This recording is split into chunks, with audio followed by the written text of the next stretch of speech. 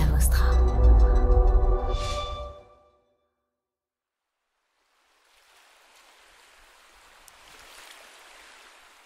Bonjour à toutes et à tous, j'espère que votre été se passe bien, que vous fassiez une pause, j'espère pour vous au bord de la piscine, au bord de la mer, ou vous soyez encore en train de travailler.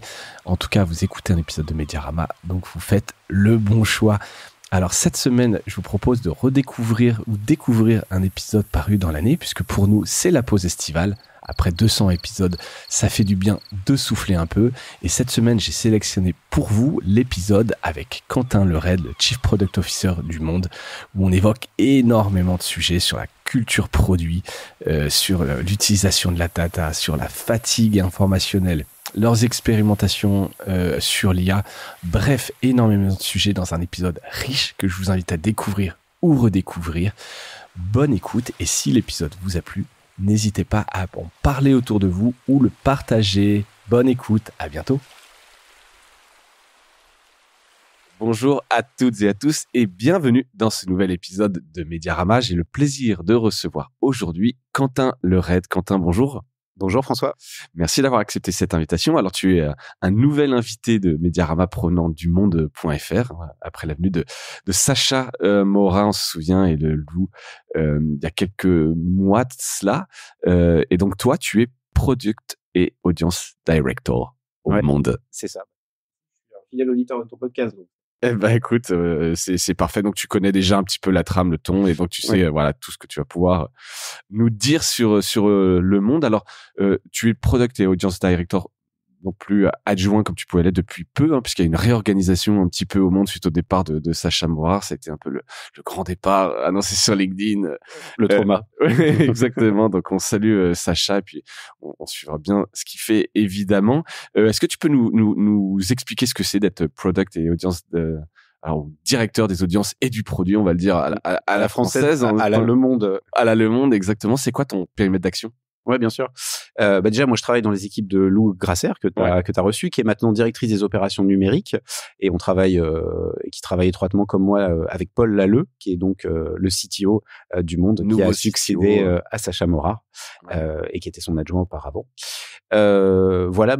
Mon premier scope d'action, c'est le produit. Alors, le produit, pour moi, c'est une évidence, mais peut-être pour rappeler ce que c'est les services et les plateformes numériques qu'on développe au Monde et qui permettent de diffuser les contenus qui sont créés par la rédac, donc notre site web, nos applications mobiles, mais aussi des produits à usage interne comme notre gestionnaire de contenu qu'on développe nous-mêmes, avec laquelle la rédaction... C'est pas que les produits grand public. Pour grand public. C'est aussi à destination des utilisateurs internes. Ouais. Et donc ça, vous avez un certain nombre de prix. Par exemple, tu n'interviens pas quand même pour des produits RH ou des choses de process. Non, tout à fait. Tout ce qui est outils, etc. Non, là, on parle quand même autour de la production éditoriale. Ouais, tout à fait, exactement. Après, on réfléchit toujours dans notre logique, est-ce qu'on build versus buy, quoi? Est-ce qu'on achète une solution qui existe déjà, qui est sur le marché, qu'on construit pas nous-mêmes parce qu'on n'aura pas une valeur ajoutée nécessairement très forte par rapport à notre métier, ou alors est-ce que du coup on la construit? Pour le cas du Monde, sur le gestionnaire de contenu, le CMS qui s'appelle Sirius, le Monde considérait que c'était un produit suffisamment stratégique pour qu'on choisisse de le développer nous. Donc pour ça, j'ai différentes équipes. Donc on a d'abord une équipe de product management, des product managers qui eux sont responsables de la stratégie produit, c'est-à-dire que ils vont analyser quelles sont les améliorations qui sont à faire sur nos produits numériques et ils vont en décliner une roadmap. On a aussi une belle équipe UX qui est dirigée par Romain Dorget, dans laquelle on a des designers produits. Donc ça, tu connais bien, vous en avez plein chez Cloud Vostra. Exactement. Donc eux qui designent les parcours, les interfaces, qui sont responsables de l'expérience utilisateur. Dans cette équipe, on a aussi des personnes en charge de la recherche utilisateur qui vont nous permettre de découvrir quels sont les problèmes que nos utilisateurs connaissent avec nos produits et quelles solutions on pourrait leur apporter. Et tous ces profils, avec les devs qui sont du coup dans les équipes de Paul Lalleux, sont réunis au sein d'équipes pluridisciplinaires qu'on appelle des feature teams. Donc au Monde, on en a 5. Une qui est dédiée autour de l'abonnement, une sur le web, une sur les apps, une sur le CMS, Sirius, et une sur la data. Et ces équipes, elles sont habilitées à prendre les bonnes décisions sur les produits numériques dont elles ont la responsabilité. Parce qu'on pense qu'en fait, c'est à leur niveau qu'elles vont pouvoir construire les meilleurs produits numériques qui vont apporter de la valeur à leurs utilisateurs. Et il y a une notion de business aussi dans tout ça? Absolument. En fait, dans ces équipes? Ou c'est au niveau des product managers? c'est plutôt les product managers qui sont responsables de définir les objectifs et les résultats qu'on veut atteindre. Mais ça doit infuser dans toute l'équipe, en fait, la roadmap et les OKR, donc c'est des objectifs et des résultats clés qu'on met au niveau des équipes. Ils sont co-construits avec l'ensemble de l'équipe et avec les devs également.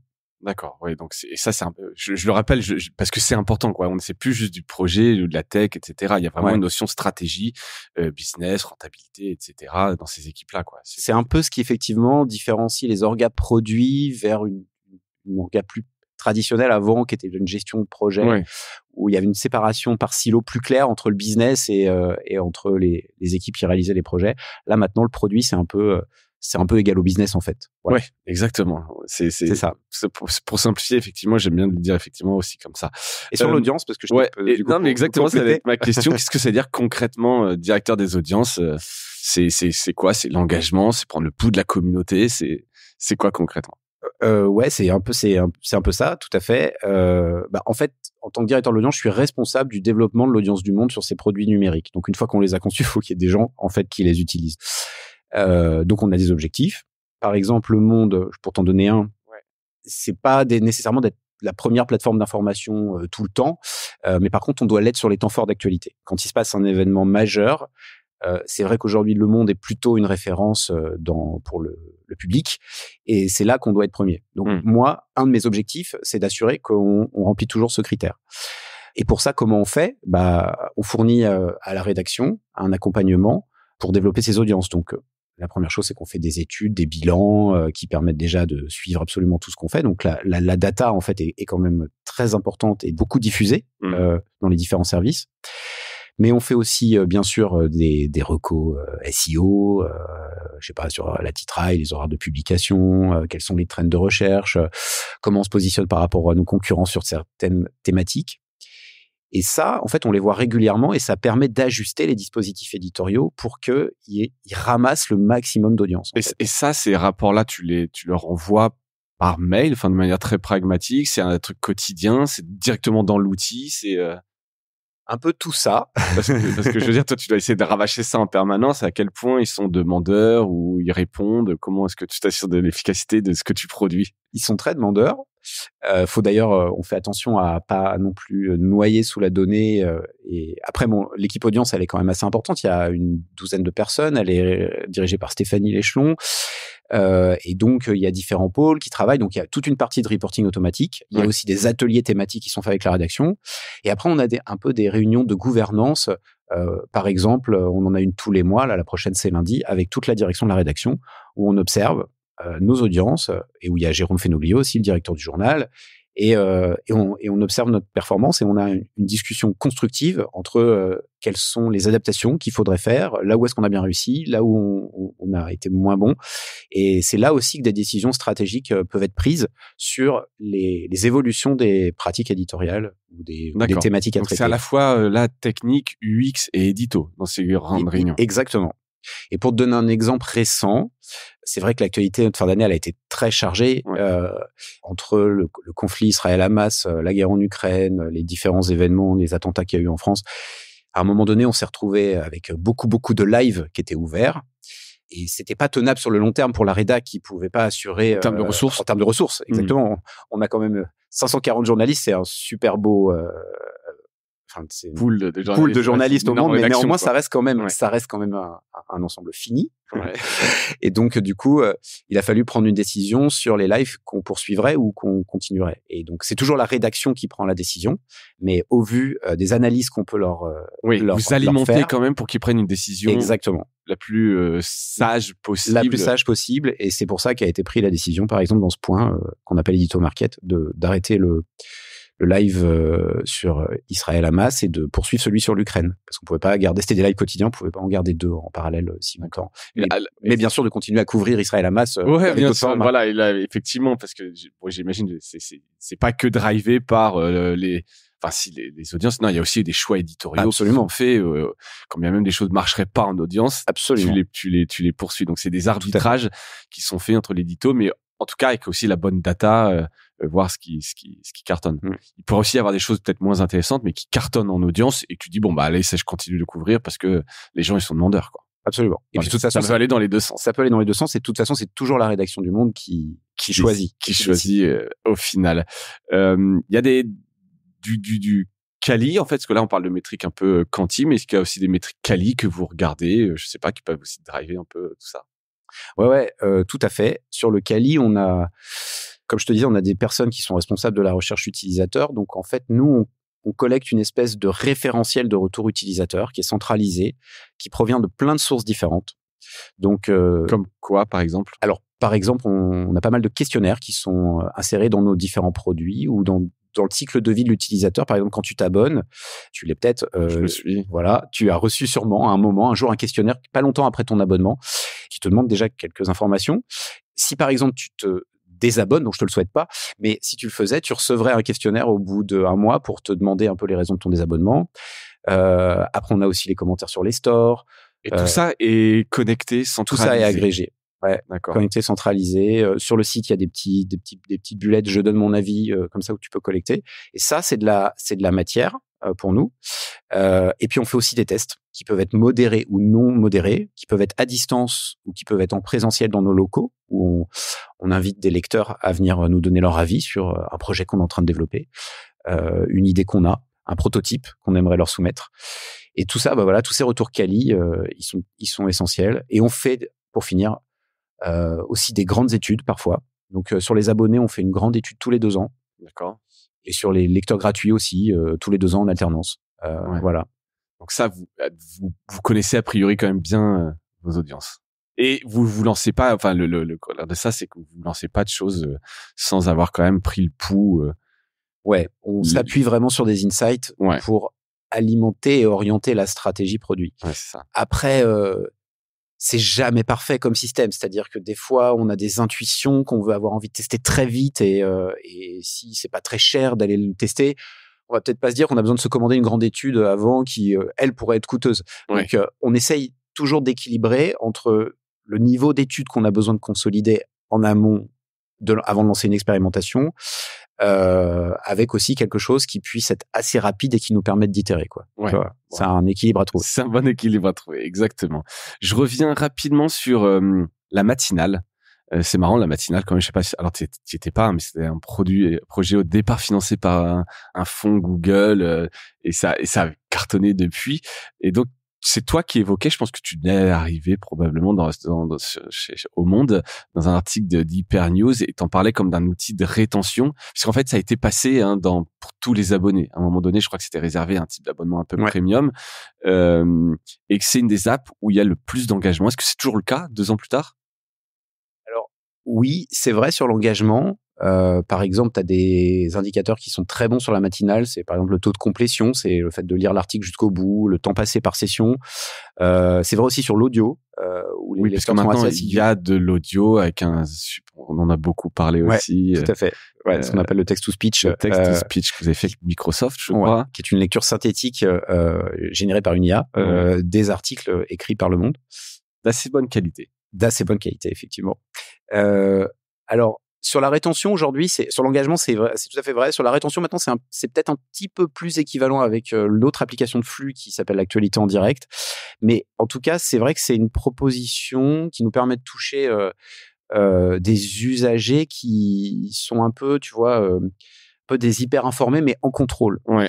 Donc, on en parlera peut-être plus tard, mais en fait, nous, la matinale, on le voit comme un format éditorial c'est un format éditorial fini. Tu vois, t'as un début et une fin. En fait, la rédaction te propose une hiérarchie. C'est un peu l'idée, effectivement. Voilà. Un produit fini qui peut reprendre un petit peu une éditorialisation que tu peux trouver dans un journal print. Un journal print, absolument. Donc, avec un début et une fin, et sur lequel le lecteur lui-même met sa couche en choisissant ceux qu'il veut, ceux qu'il veut garder. Ce qu'il veut garder. Et en fait, ça, on pense que ce type de format, ça peut être une bonne solution à la problématique de la fatigue informationnelle, parce que on sait que les applications de flux qui sont aussi très importantes, elles peuvent avoir un petit côté vertigineux qui s'arrête jamais et qui, du coup scroll infini et effectivement ta routine, et tu reprends ton téléphone toutes les 30 minutes pour voir ce qui s'est passé, ou tu reçois des pushs. Donc voilà.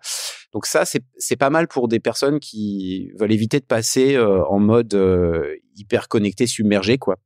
Voilà. Et c'est une espèce de curation, et ça permet de toucher ces gens-là qui tu penses peuvent être rebutés aujourd'hui, n'ont plus envie d'aller voir des apps où il y a trop de... Où il y a trop mais tout en gardant quand même des gens qui viennent tous les jours, parce que le matinal, c'est quand même une routine quotidienne. Et voilà. Donc c'est un peu ça l'idée avec cette appli qui pour ça que l'engagement fonctionne bien dessus. Et ça me fait, on parlera justement, parce que c'est un peu dans la même lignée probablement que de découvrir ce projet que vous avez. Mais on va en parler dans une seconde, justement. On creusera un peu le sujet de la fatigue informationnelle. Toujours sur les audiences. Comment vous allez chercher de nouveaux usagers, les jeunes usagers? Quelle stratégie de conquête vous mettez? Ça fait partie un peu de ton rôle là sur l'audience. Est-ce que c'est que du TikTok? Qu'est-ce qui serait un peu réducteur évidemment, même si probablement il y a du TikTok. Pas probablement, vous en faites en l'occurrence. C'est quoi un peu la grande stratégie de conquête? Ouais. Alors, de toute façon, le monde, c'est des identités multiples et des audiences très hétérogènes. Il n'y a pas du tout un persona. Enfin, s'il y en a un, mais en tout cas, on peut pas. Il ne sert pas beaucoup en fait. Ouais, c'est ça. Voilà. Il y en a. On peut pas le résumer. Voilà, c'est ça. Donc c'est vrai qu'on est un journal papier, mais on est aussi, on a plusieurs applications mobiles, on a un site web, on a une chaîne d'information sur TikTok, on a des podcasts, etc. Et ça montre que le journal, il a réussi en fait à s'adapter aux audiences, aux gens, aux habitudes, et aussi à la technologie, parce que les usages ils changent. Donc nous, en fait, on est présent sur les plateformes qui sont beaucoup utilisées par les jeunes audiences. Nous, ça fait très longtemps qu'on est sur les plateformes. Facebook, je crois que c'était en 2008, Insta en 2012, Snapchat en 2015 ou 2016 et TikTok en 2020. Et à chaque fois qu'on va sur ces plateformes-là, la question qu'on se pose, c'est toujours la première, c'est est-ce que ça correspond, ce qu'on pourrait y faire correspond aux standards éditoriaux du monde? Parce que nous, ce qu'on souhaite, ce que la rédaction souhaite, c'est de fournir un contenu journalistique de haute qualité, en particulier c'est là que c'est intéressant, sur des plateformes où la désinformation peut être quand même largement répandue. Ouais, très forte. Et bien sûr de s'adapter à ces nouveaux modes de consommation. Donc, nous, pourquoi on y va? C'est d'abord pour développer notre notoriété. Ces audiences, elles nous connaissent pas aussi bien que des publics qui sont plus âgés, donc c'est une manière pour nous de positionner le monde comme un média de référence qui est fiable et qui est aussi innovant. Et c'est faire connaître notre marque à ces nouveaux publics. C'est souvent le premier contact qu'ils ont avec nous. Et ben ça, clairement, c'est investir dans notre futur lectorat et nos futurs abonnés, quoi. Donc il y a zéro objectif de monétisation sur des TikTok, Snap, etc. C'est de la noto, des belles choses et puis le devoir d'information, etc. Ouais, globalement c'est ça.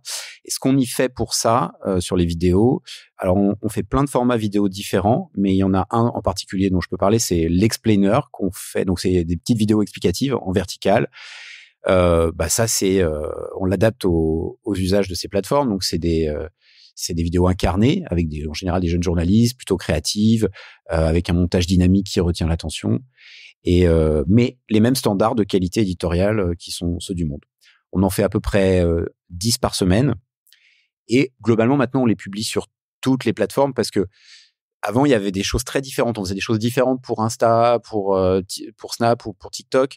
Mais parce que les plateformes étaient plus singulières. Et maintenant, en fait, elles se sont toutes copiées les unes les autres. Ouais, il faut dire les choses. Hein. Tu retrouves entre les shorts, les reels, exactement. TikTok, un bon contenu, grosso modo, il se retrouve partout. Hein. Il se retrouve partout. Et ça, en fait, ça, c'est important. C'est pas, je veux dire, il y a encore quelques mois, années, on disait, il faut vraiment faire du contenu vraiment spécifique par plateforme. Ce qui marche sur Insta ne marchera pas sur TikTok. Et t'as l'impression que ça s'est lissé.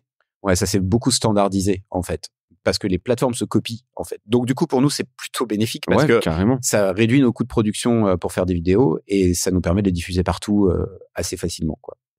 Ça, vous l'exportez directement de Sirius? Vous avez des outils dans Sirius qui permettent d'adapter les contenus pour les réseaux sociaux ou non, c'est fait dans les outils natifs par les jeunes journalistes qui sont un peu autonomes? C'est fait par les services vidéo. Il y a un service vidéo horizontal et un service vidéo vertical qui font ce super travail. Et nous, bien sûr, à l'audience, on leur fait des recommandations sur les pratiques aussi de ces plateformes. Mais pour beaucoup d'entre eux, ils les connaissent aussi très très bien, bien sûr. Un exemple peut-être que j'ai en tête aussi, c'est la bascule qu'on a fait sur Instagram. Jusqu'à l'année dernière, milieu d'année dernière, en 2022, en fait, Instagram, c'était plutôt des images un peu froides, inspirantes, des belles photos, quoi. Ouais, voilà. Belle DA, c'est ça. C'était un peu. Et en fait, on a complètement changé l'approche parce qu'on voyait qu'en fait, l'engagement commençait à stagner, voire à régresser un peu. Déjà, on a mis des Reels dessus. Et pour 3/4 des contenus qu'on poste, ça reste des images. Mais par contre, c'est plutôt des albums dans lesquels on incruste des titres dans l'image pour des infos essentielles. Ou alors, on fait 4 à 10 diapos pour une plongée en profondeur.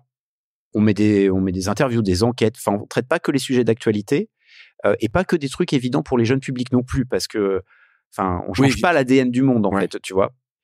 Et ça, en fait, 1 an plus tard, ça a été plutôt un pari gagnant parce que, en fait, le reach, il a progressé de 50% et les interactions sur les articles, elles ont presque doublé. Donc, voilà. Et je crois qu'en termes de démographique, on a 56% des personnes qui ont moins de 35 ans et sur TikTok et Snap, c'est 50% qui ont moins de 25 ans. Donc, voilà. Vous touchez a priori quand même aussi ces jeunes audiences. Est-ce que sur l'IA, puisqu'on est un peu sur des initiatives, vous avez fait des expérimentations? Parce que justement, on parle là de vidéos, il y a plein de choses à faire sur les vidéos. Tu vois, tu parles de ces diapos. On peut imaginer générer des vidéos par l'IA. Il y a PicaArt, je sais pas si tu as vu, qui permet de faire ça en quelques secondes. C'est assez fou. Donc, est-ce que vous forcément... Ça y est, tu as eu ton accès parce que oui, j'ai eu mon accès, exactement. Alors, ça permet pour ceux qui ne connaissent pas, par un prompt de générer une vidéo. Alors, elle dure que 3 secondes. Hein. Ok. Donc, tu vois, si tu veux vraiment faire un film, il faut un peu enchaîner, mais c'est assez bluffant. Donc, est-ce que vous faites des expérimentations un peu autour de tout ça?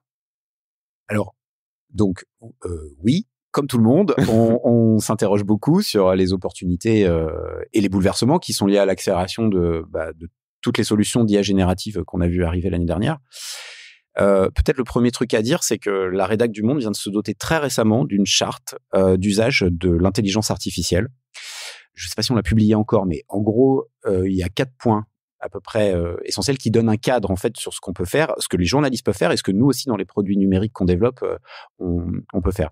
La première chose, c'est que on souhaite pas utiliser l'intelligence artificielle pour générer des contenus ex nihilo, c'est-à-dire qui partent de rien. Ça doit toujours partir d'un contenu qui a déjà été produit. Journalisme augmenté, on va dire. Voilà, c'est ça. Pas la full automatisation. Exactement. Par contre, on peut l'utiliser comme un outil d'assistance à la production éditoriale, mais par contre sous supervision toujours d'une équipe édito. On doit informer les lecteurs des différents cas d'usage de l'IA générative dans nos rédactions et pour générer des images, on a fait un cas spécifique là-dessus, ce sera prohibé. Sauf si, il peut faire des exceptions, si tu fais un article sur la génération d'images, pour illustrer tu peux l'illustrer okay. Et tu l'écris spécifiquement. Ça veut dire que vous préférez faire du stock photo, par exemple, sur certains trucs. Alors, je sais pas s'il y a beaucoup de stock photos sur le monde, donc vous avez quand même a priori les moyens d'avoir des vraies photos. Oui. Mais tu vois, il peut y avoir plein d'articles.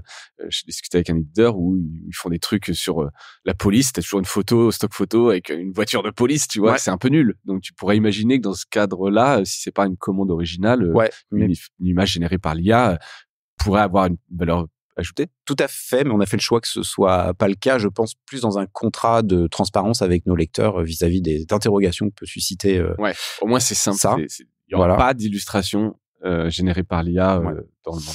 Donc maintenant, une fois qu'on a posé cette charte, tu vois, on peut faire beaucoup de choses. C'est ça qui est intéressant. Ouais. Donc évidemment, les équipes, par exemple vidéo, qui font du motion design, elles utilisent dans leur montage des assistances pour permettre de générer un certain nombre de choses. On peut citer, j'en ai parlé tout à l'heure, le text-to-speech, c'est de l'audio qui est généré à partir d'un texte qui a été écrit par un journaliste. Mais c'est un bon exemple d'IA générative qui est utilisé. On s'en sert aussi pour le monde en anglais.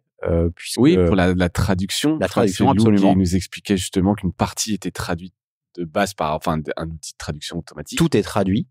Et après, c'est localisé humainement. Enfin, en tout cas, revu par la rédaction, relu, révisé par la rédac. Ouais. Et puis, l'autre aspect où on l'utilise, c'est on travaille avec dans l'assistance au métier de la rédaction, donc dans notre gestionnaire de contenu, dans le CMS Sirius. Évidemment, on voit ce qu'on peut faire pour permettre d'accélérer des tâches. En fait, tout ce qui permettra de décharger le journaliste de tâches un peu rébarbatives à faible valeur ajoutée. Ouais. Pour lui libérer du temps sur de la vraie création de valeur. Donc ça peut être sur des enrichissements, de la mise en forme, des du référencements, terrain, ou même voilà. aller sur le terrain ou de l'investigation. Oui. Là, je parlais de ce que nous on essaye de faire dans le produit. Donc quand on écrit un au niveau du article, produit. voilà, tu vois, au niveau de la mise en forme, des enrichissements, des liens, de la recherche, tout ce que tu peux accélérer sur cette partie, bah ça c'est du temps dégagé pour faire autre chose qui a plus de valeur. Et ça, les journalistes sont plutôt preneurs de ce genre de choses. Dès que ça peut leur faire gagner du temps sur des tâches rébarbatives, qui n'est pas la pure création de contenu, ils sont contents. Bah en tout cas, tous les journalistes avec lesquels on travaille sur ces questions-là, ils sont plutôt carrément partants, ouais, effectivement. Ouais. Bon, top. On l'a un peu évoqué, la fatigue informationnelle. Alors, je l'ai mis un peu comme un chapitre parce que vous avez notamment lancé un... Alors, je sais pas si c'est un produit ou c'est une rubrique ou c'est un format, découvrir. Comment tu le... Un espace, ouais, c'est un bon. Un espace, une rubrique. Non, c'est pas une rubrique, ouais. Non, et donc voilà. Et j'ai vu ça. Alors, je l'ai vu en tant qu'abonné, mais tu as surtout été interviewé aussi par The Audiencers, qu'on salue, qui a eu la primeur de t'interviewer l'année dernière. Et voilà, parce que certains médias se contentent de lancer des newsletters positive ou de faire du journalisme de solution, et vous, pour répondre un peu à ce besoin réel de fatigue informationnelle, c'est pas juste un buzzword, ça existe réellement. Vous avez lancé donc cet espace découvrir. Est-ce que tu peux nous en dire un peu plus? Alors, on fait aussi des newsletters positives, dont la Feel Good, qui est avec ce jeu de mots FIL et Feel. Ouais. On a 100 000 abonnés, c'est la 5e newsletter du monde, donc elle cartonne. Et on l'a arrêté pendant quelques mois, on l'avait lancé pendant le Covid, sans d'ailleurs avoir bien en tête les problématiques de fatigue informationnelle à l'époque, tu vois, mais c'était un peu une intuition de la rédaction. On l'a arrêté et on a eu plein de retours de lecteurs qui nous ont dit ah non, arrêtez pas ça. Donc on s'est débrouillé pour la remettre. Voilà, d'utilité publique, exactement. On a parlé des formats finis comme la matinale, on a le journal électronique aussi qu'on va mettre bientôt dans l'application de flux, justement pour enrichir un peu aussi la proposition de différents formats au sein de notre application de flux qui est quand même vaisseau amiral. C'est-à-dire, vous allez mettre le journal électronique, le journal version PDF, la version PDF, qui est donc là aujourd'hui sur une autre application. Ouais, va intégrer l'application de flux. Comme vous allez unifier. On va unifier un petit peu. C'était le cas à l'époque, il y a quelques années où l'application, il y avait un flip et tu passais sur la liseuse. Donc ça a changé un peu avec les technos. Ouais. Mais donc là, vous allez réunifier dans une seule application le flux et le journal. Ouais, l'application indépendante va rester encore au moins un certain temps, mais on retrouvera son journal directement dans son écosystème. Tu l'auras aussi, exactement, c'est ça. Et ça, c'est aussi un peu dans cette logique de mieux exposer les différentes manières de consommer l'information, de s'adapter un peu aux besoins et aux usages de nos lecteurs. Et donc, alors, découvrir, c'est une rubrique, c'est un pas de côté au flux de une, d'ailleurs, il est juste à côté, dans lequel tu vas y trouver des thématiques positives, on va dire, la food, du lifestyle, du voyage, mais aussi du journalisme de solution et des contenus sur des thématiques un peu plus froides, mais qui peuvent être liées à des nouvelles sphères dans lesquelles le monde maintenant prend la parole. La sphère personnelle, par exemple, donc ça peut être l'intimité, la parentalité, le rapport à soi, l'amour, ou aussi des thématiques pratiques comme, je sais pas, le logement, l'argent, etc. Enfin, tout ce qui s'éloigne du hard news, du flux de une qui est très... sans que ce soit non plus un truc trop infotainment. Voilà. Ah ouais, non, ça c'est pas l'idée. Non, c'est pas l'idée, mais c'est pas évident, tu vois, de trouver un peu ce juste entre ceux qui pourraient venir là, mais ils doivent quand même un peu être au courant de ce qui se passe et être justement dans le truc trop béni infotainment où tu passes un peu à côté. Ça, c'est la rédaction qui s'occupe de ça. Alors, découvrir, c'est tout à fait. Alors, le projet, il est pas venu immédiatement de la rédaction, en fait, puisque du coup, il est né lors d'un hackathon qu'on a organisé dans les équipes numériques. Donc, c'est Sacha et Lou qui avaient organisé ça l'an dernier. Et donc, en fait, c'est une équipe de 5 personnes. Alors, c'est Florence, Nicolas, Jérémy, Agnès et Georgia, qui viennent du dev, du produit, de l'UX, qui se sont montés dans ce hackathon interne. Voilà, et qui ont eu envie d'offrir à nos lecteurs un espace de respiration dans l'application mobile qui répond un peu aux critères que je t'ai décrits. Ouais.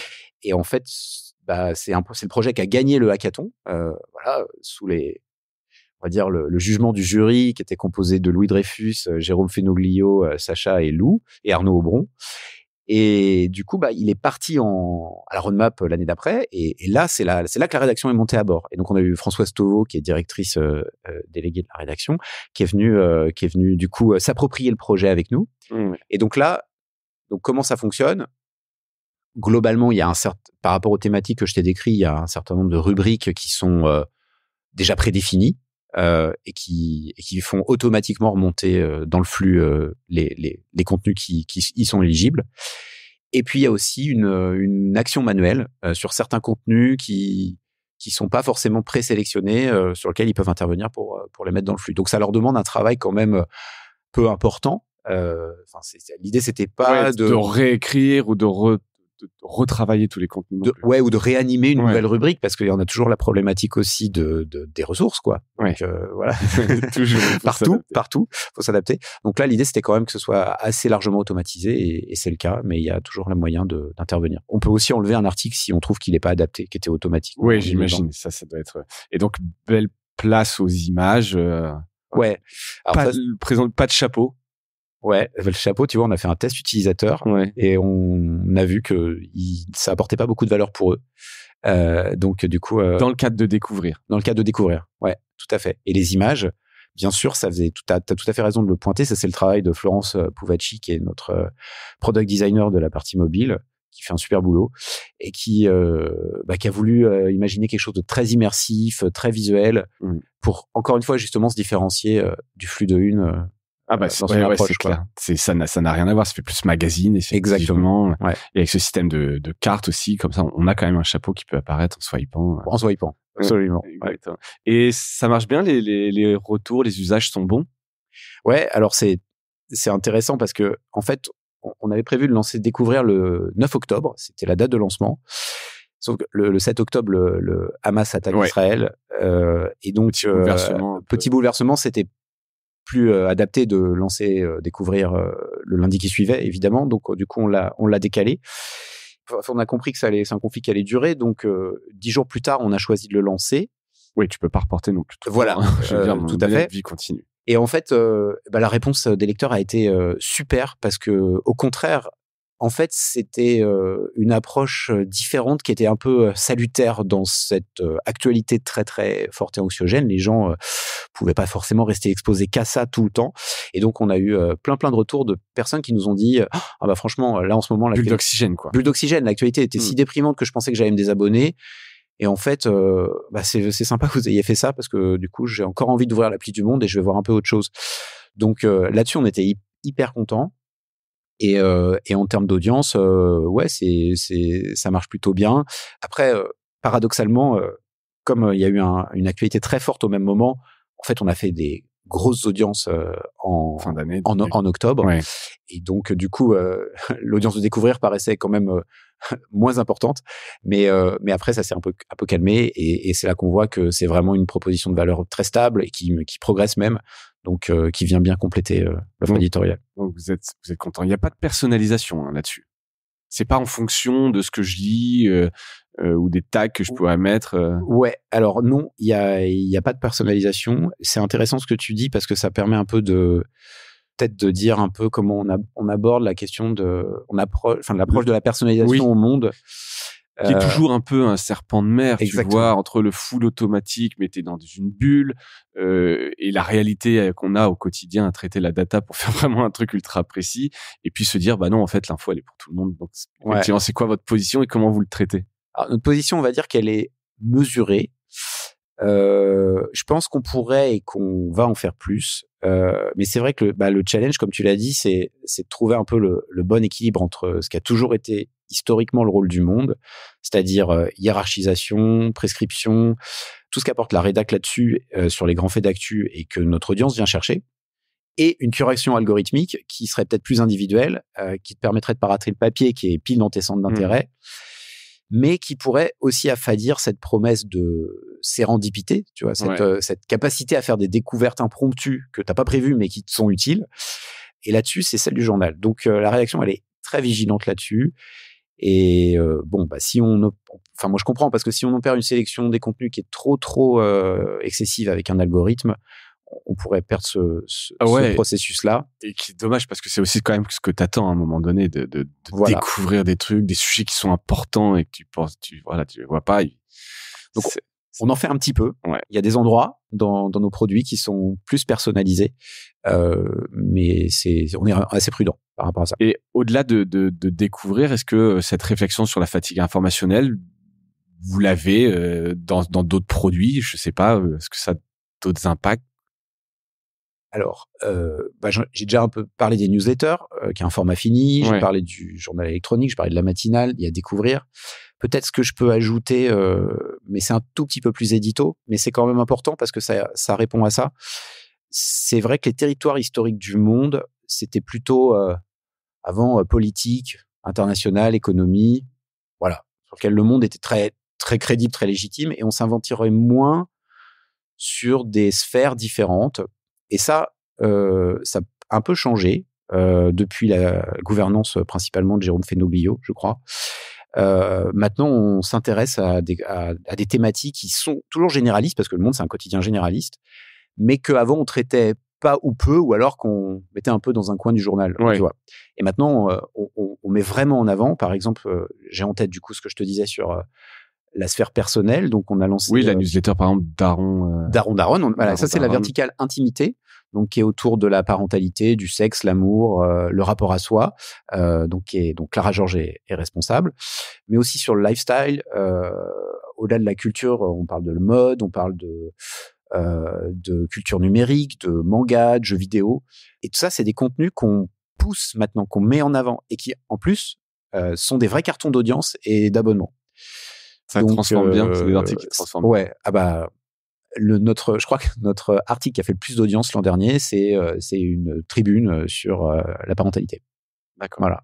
On n'aurait pas dit, hein. Sur le monde, non. Sur le monde. C'est ce qui a généré le plus d'audience. Ouais. Alors après, c'est évidemment pas représentatif de toutes nos audiences. Non, bien sont sûr. diverses, mais en tout cas, il y en a beaucoup qui fonctionnent très bien. Ouais, donc quand tu l'as identifié, t'as quand même intérêt à pousser ça d'une manière ou d'une autre. Tu sens que ça marche. Et je pense aussi que tu as parlé de journaliste de solutions. C'est aussi une approche qu'on a. Je pense que par exemple sur la crise climatique, la rédaction sans bien sûr traite complètement toutes les problématiques qui peuvent être potentiellement très anxiogènes, mais elle a aussi une approche. Je pense par exemple au podcast que fait Nabil Wakim, Chaleur Humaine, qui est dans un ton avec une incarnation qui permet aussi à éviter un peu que l'information tombe en surplomb sur les gens, plutôt dans un rapport de conversation et de solution, pas qu'est-ce qu'on peut faire, Qu'est-ce qu'on peut faire, et qui est pas juste dans le catastrophisme, quoi. Exactement, voilà. Et il y a aussi la série adaptation qu'on avait fait cet été sur comment on s'adapte au réchauffement climatique. Voilà, donc je pense que la problématique de la fatigue informationnelle, elle est aussi traitée et embrassée par la rédaction à travers ses perspectives éditoriales sur la ligne éditoriale qui se diversifient un peu. Ouais, c'est intéressant de façon de le traiter par tous les angles, hein. UX, les formats, exactement, et la ligne édito. Ouais. Donc c'est quelque chose que vous avez bien à cœur. Super. Écoute, est-ce que tu as des inspirations, toi, d'autres médias que tu regardes, peut-être autour de ce sujet de fatigue informationnelle, tu te dis ça c'est quand même pas mal, on pourrait y aller, même si c'est des petits. Ouais, sur la fatigue informationnelle, il y a je pense que on voit des choses qui sont intéressantes, qui peuvent être utilisées avec les intelligences artificielles, notamment. Tu vois, les choses qui permettent. Est-ce que le résumé d'article ou est-ce que des explainers qui sont faits rapidement, ça peut aider à. Je suis pas complètement convaincu, mais en tout cas, c'est des réflexions intéressantes. J'ai vu qu'il y avait je crois que c'est un plugin Chrome qui s'appelle Artifact qui permet de faire des résumés d'informations pour les enfants. Ouais. Voilà, tu vois, est-ce que si tu veux chercher à expliciter, parce que souvent dans l'explainer, l'avantage, c'est qu'il permet de déconstruire une problématique qui est peut-être très anxiogène, mais une fois que tu l'as compris un peu mieux, tu peux passer à l'étape d'après, qui est de réfléchir à comment est-ce qu'on peut régler le problème. Exactement, mais moi tu l'as bien. Voilà, comment est-ce que tu es capable de l'expliquer à tes enfants, tu vois. Donc, je pense qu'il y a des choses qui peuvent être intéressantes à explorer par ça. Je dirais que nous, alors là du coup je vais encore parler de nous, mais nous aussi dans ce qu'on fait avec la diversification, tu vois, on fait avec les jeux ou avec, on fait une appli qui s'appelle Mémorable. Ouais. C'est aussi une approche de l'information, mais derrière quelque chose de ludique, culture G, travailler ta mémoire, mais dans lequel voilà, ça permet aussi de garder le contact avec ta marque. Ouais, donc ça c'est plutôt malin. C'est à la fois ça répond aux besoins qu'ont les gens de jouer, on sait que ça marche bien, quelque chose d'un peu aussi pédagogique, etc. Donc ça coche un peu toutes les et tu te désengages pas, tu as un rapport quand même parce que c'est ça le risque, c'est que la personne décroche et quitte ton média et voilà. Si elle vient que chercher ce genre de choses, effectivement c'est compliqué. Donc là vous offrez un bouquet de choses voilà, qui fait la que diversification de nos services, des choses plus servicielles en fait. Peut être aussi un rempart à cette fatigue informationnelle. On va chercher autre chose au monde. C'est pas mal. C'est pas mal. Écoute, merci. On a fait le tour, a priori, des questions que je voulais voir avec toi. Est-ce que, pour finir l'épisode, tu as un truc cool? Et après, je te poserai quand même un feedback. Tu sais, je demande un peu sur le groupe WhatsApp des auditeurs. Donc, j'ai une question parce que c'est qui dit... Dans l'app, vous avez un champ pour que les usagers abonnés s'expriment sur les fonctionnalités de l'app. Il y a un truc de feedback. Ouais, tout à fait. Mais il n'y a pas de manière de suivre ce qu'on suggère et c'est dommage de ne pas le faire. Oui, bien sûr. Et voilà, donc c'est un message qui est passé triste comme ça en disant ce serait bien de pouvoir avoir un suivi des feedbacks tu sais, un peu comme ces votes qu'on peut faire. Tu atteins un certain nombre. Il y a des plateformes, User Voice qui permettent de faire ce genre de choses. Voilà, petite suggestion. On l'a fait en fait. On l'a fait quand on a refondu notre application mobile en 2021, je crois. Donc c'était avant que j'arrive, et sur lequel on avait un espace comme celui-là où pendant le protocole, la phase de bêta, on a permis aux utilisateurs de faire leur retour et tester et de voter. Après, ça nécessite quand même je vous ai expliqué qu'on a, on collecte toutes ces données dans un référentiel. Et c'est vrai qu'on a beaucoup de volume. Donc c'est vrai que ça nécessite une gestion et un management des retours. Si tu rentres dans ce processus, faut aussi manager les attentes, quoi. Tu vois. Donc c'est vrai que c'est pas tout à fait l'approche qu'on a généralisée. On le fait quand on a des gros projets, par exemple. On trouve que ça va vraiment, on va pouvoir l'actionner derrière. C'est pas tout à fait facile à notre échelle parce qu'on a beaucoup de volume d'arriver à le manager en permanence. Et que ce soit pas déceptif. Et que ce soit pas déceptif. C'est ça. Top. Et donc je te disais, est-ce que tu as un truc cool à nous recommander, quelque chose que tu as vu, entendu, qui t'a ému, impressionné, ce que tu veux. Alors, j'ai deux choses qui me viennent en tête. Il y en a un truc média et un truc pas média. Mais sur la partie média, écoute, c'est pas très original, mais il y a plein de rétrospectives là en ce moment. Tu sais, j'ai la SNCF. On est bombardé cette année. Ouais, ça c'est le grand format, les wraps. Ouais, exactement. Vous l'avez pas fait au monde. On l'a pas fait, effectivement. Et moi, j'ai trouvé très bien faite celle du Wash Post que j'ai reçue, donc qui te dit les thématiques que tu as le plus appréciées, quel est le journaliste que tu as le plus lu. Ça, c'est intéressant aussi. C'est pas mal parce que j'ai vraiment appris un truc sur moi. Ouais, voilà, c'est ça. Est-ce que tu apprends des trucs sur toi? Ouais. Mais en même temps, ils se servent pas que de la rétrospective pour ça, parce que du coup, ils se disent, tiens, journaliste, est-ce que tu veux pas t'abonner aux notifications dès qu'il publie un papier? Est-ce que tu veux pas le suivre sur Twitter? Et cette thématique, c'est ta préférée, t'es pas inscrit à la newsletter, là, comment ça se fait? Est-ce que tu veux pas t'inscrire? Et en plus, dans une UX qui est ultra léchée, ultra bien faite, donc hyper engageante, avec ton score, etc. Enfin voilà, qui te qualifie comme, qui te dit que moi je fais partie des 30% des lecteurs les plus assidus de cette journaliste, tu vois.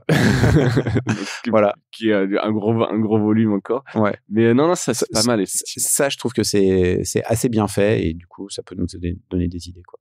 Il y a encore ce truc de suivre vraiment des plumes, des journalistes, etc. C'est quelque chose que vous sentez dans les tests. Alors, c'est probablement les mecs les plus fidèles, mais ça ne va pas forcément représenter énormément de gens. Mais il y a cette notion encore de suivre vraiment quelqu'un. Oui, c'est des choses qu'on voit bien sûr, notre lectorat, il est très connaisseur des contributeurs et des différents rédacteurs du monde. Donc, on voit à la fois qu'il y a une adhésion vers certains lecteurs, vers certains journalistes. On voit aussi qu'il y a des papiers écrits par des journalistes qui font beaucoup d'audience, souvent parce que ce sont des journalistes associés à des thématiques qui sont porteuses d'audience.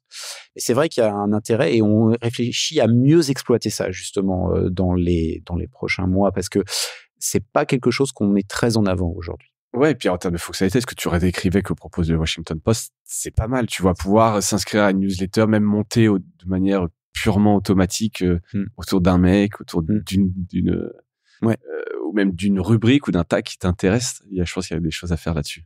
Ouais, tout à fait. Pardon, je t'ai coupé. Le deuxième truc cool qui n'est pas un média. Ouais, non, ça a vraiment rien à voir. C'est bien pour terminer. C'est juste, je suis allé voir Starmania à la scène musicale et j'ai pris une grosse claque. C'était énorme. J'ai trouvé ça. Et puis tu connais les chansons par cœur. Et ben maintenant oui, mais moi justement en fait, j'ai pas du tout vu la comédie musicale dans les années 80 et en fait quand je suis allé voir ce spectacle, j'étais scotché de voir qu'on pouvait avoir ce niveau-là en France. En fait, je pensais qu'on voyait que ça aux États-Unis. Et en fait, c'est pas le cas. Le show est ouf, les lumières sont ouf, les chanteurs sont ouf. Donc, c'est à la scène musicale. À la scène musicale. Bah, je mettrai, écoute, un lien et ça t'as été scotché. Ouais. Bon, et ben écoute, peut-être à faire parce que Starmania, dans ma famille, c'est aussi un truc où on écoutait ça tout petit, on connaît ça par cœur.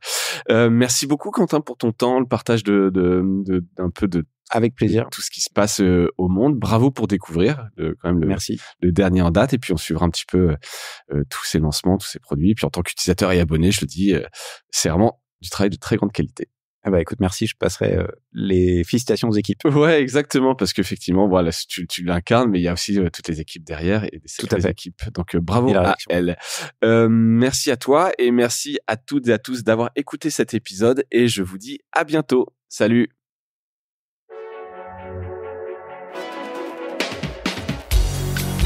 Voilà, Mediarama s'achève.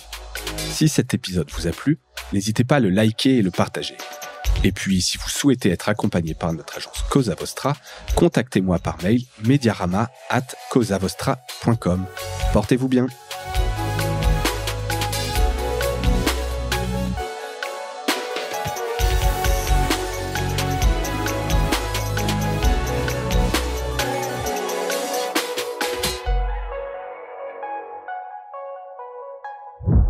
Cosa Vostra.